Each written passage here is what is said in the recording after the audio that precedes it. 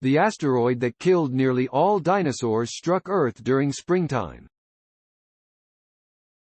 An international team of scientists from the Vrije Universiteit, VU, Amsterdam, the Netherlands, Uppsala University, Sweden, Vrije Universiteit Brussels, Belgium, and the ESRF, the European Synchrotron, France, have determined when the meteorite crashed onto the Earth, after analyzing the remains. Their results are published in the journal Nature today. Around 66 million years ago, the so-called Chicxulub meteorite crashed into the Earth, in what today is the Yucatan Peninsula in Mexico, marking the demise of dinosaurs and end of the Cretaceous period. A team of scientists from the Vrije Universiteit, Uppsala University, and the ESRF have now shed light on the circumstances surrounding the diverse extinction across the different groups.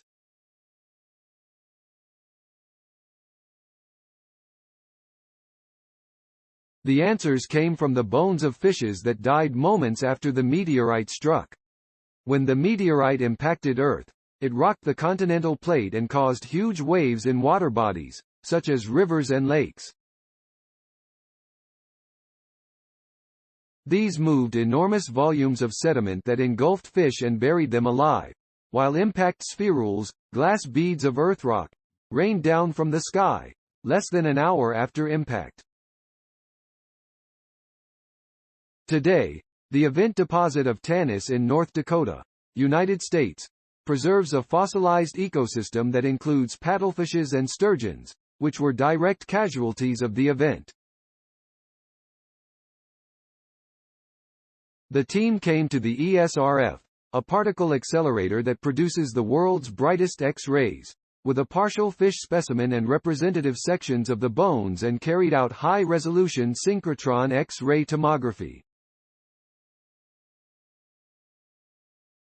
Thanks to the ESRF's data, we found that the bones registered seasonal growth, very much like trees do, growing a new layer every year on the outside of the bone, explains Sophie Sanchez of Uppsala University, and visiting scientist at the ESRF.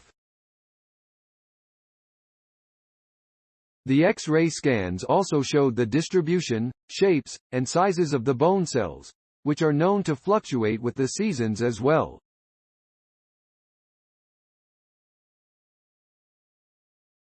In parallel to synchrotron radiation studies, the team carried out carbon isotope analysis to reveal the annual feeding pattern of a fish. The availability of zooplankton, its prey of choice, oscillated seasonally and peaked in summer. The findings will aid future research into the selectivity of the mass extinction. In the Northern Hemisphere, it was spring and therefore the reproduction cycles of organisms were starting, only to be abruptly stopped. Meanwhile, it was autumn in the Southern Hemisphere, where many organisms were likely preparing for winter. In general, it is well understood that organisms who were exposed died virtually immediately.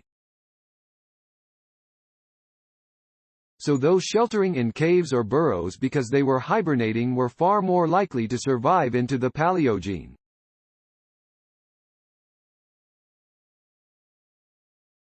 Please support my channel to grow by pressing subscribe button and the bell icon. We will notify you technological news. Thank you.